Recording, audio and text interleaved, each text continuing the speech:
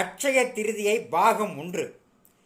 அட்சய திருதியில் எந்த பொருளை வாங்கினாலும் அந்த பொருள் பல மடங்கு பெருகும்னு சொல்லுகிறார்கள். ஒரே ஒரு மரம் நடுங்க, அது பல மரமாக பெருகட்டும். அட்சய திருதிக்கு அனைவரும் ஆளுக்கு ஒரு மரம் நடுவோம். நகை வாங்கலாம், இடம் வாங்கலாம், ஆடம்பர பொருள் வாங்கலாம். இயற்கை வளத்தை வாங்க முடியுமா? வாங்க முடியாது.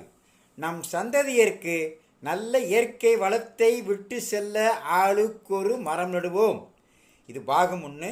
இன்னும் சிறிது இருக்கிறது, அதை நாளைய பதிவில் பார்ப்போம். இந்த அட்சய திருதிக்கு நான் சொன்ன இந்த பதிவில் சொன்னதை அனைவரும் கடைபிடிப்போம். எல்லா புகழும் பெரியாண்டவனுக்கே. கண்டிப்பாக இதை ஷேர் செய்யுங்கள், சப்ஸ்கிரைப் செய்யுங்கள். மீண்டும் நாளை சந்திப்பேன். வணக்கம்.